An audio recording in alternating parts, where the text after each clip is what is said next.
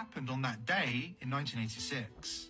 Thanks to the groundbreaking work of investigators, we now know that the official narrative and much of the news broadcast on that day was deeply misleading. Before we explain why they created such a hoax, here is a rundown of the surviving crew members. Number 1, Francis Richard Scobie, commander of the Challenger space shuttle. Born on May the 19th, 1939, Commander Francis Richard Scobie was 46 when he supposedly died in the Challenger explosion. He would be 75 years old if he were alive today. Strangely, there's a man also named Richard Scobie, the CEO of a Chicago marketing advertising company called Cows and Trees, who bears a striking resemblance, factoring in the 30-year time lapse, to Commander Richard Scobie.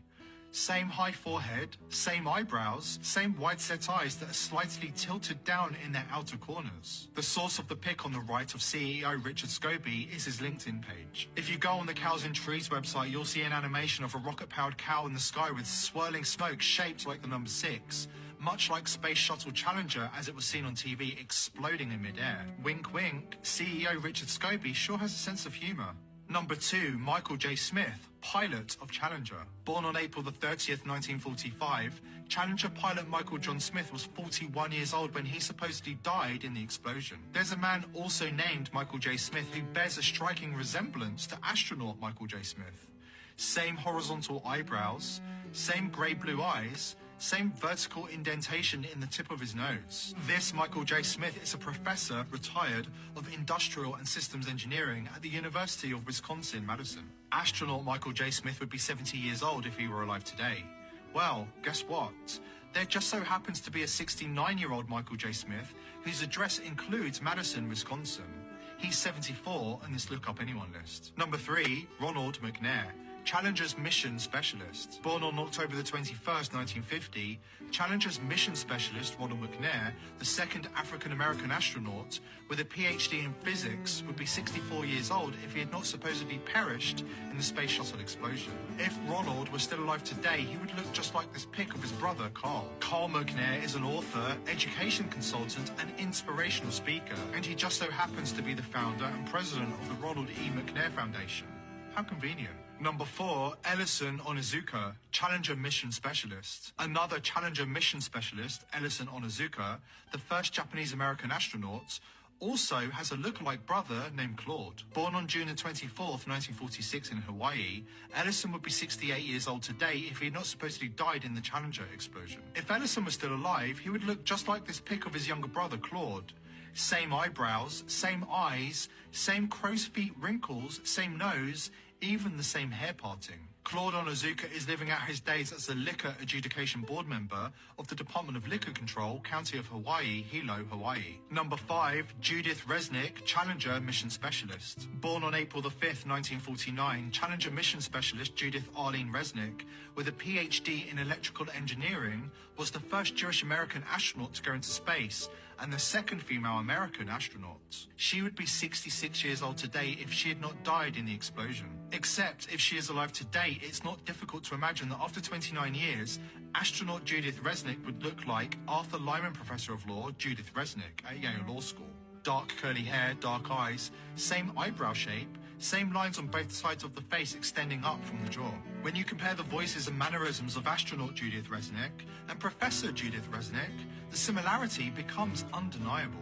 We looked through Ancestry.com's 241 death records for the last name Resnick, but we can't find the Social Security Death Index for astronaut Judith Resnick or any other Judith Resnick. Number 6, Sharon Krista McAuliffe, Challenger payload specialist. Born on September the 2nd, 1948, Sharon Krista McAuliffe was a social studies teacher at Concord High School in New Hampshire when she was selected from over 11,000 applicants to participate in the NASA Teacher in Space project. If Challenger had not exploded, she would be the first teacher in space.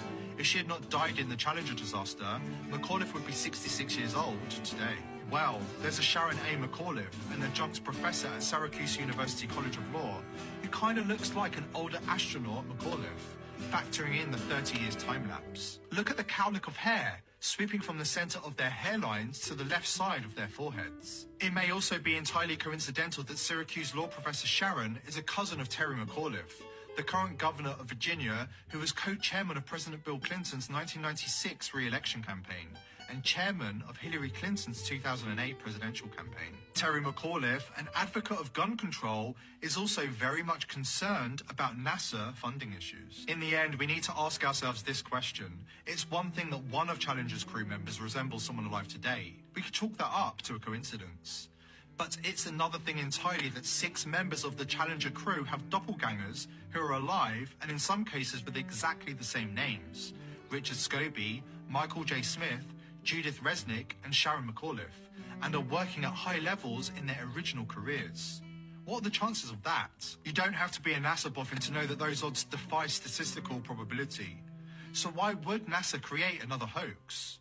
Those interested in gematria might be interested to know that NASA stands for the National Aeronautical and Space Association, and if you attribute a number to each character, you get 666. Given the powerful symbolic value of space missions, it should come as no surprise that NASA are part of the occult elite, waging powerful psychological wars on mankind. An expression immediately comes to mind: revelation of the method.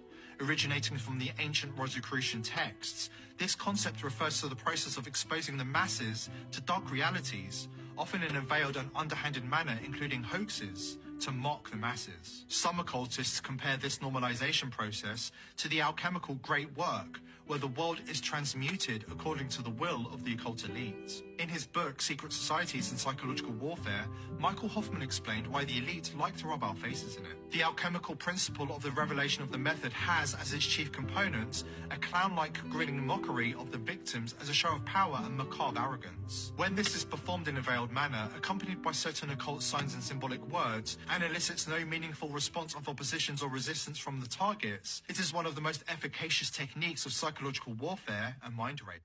Where is the curvature? Where? No curvature.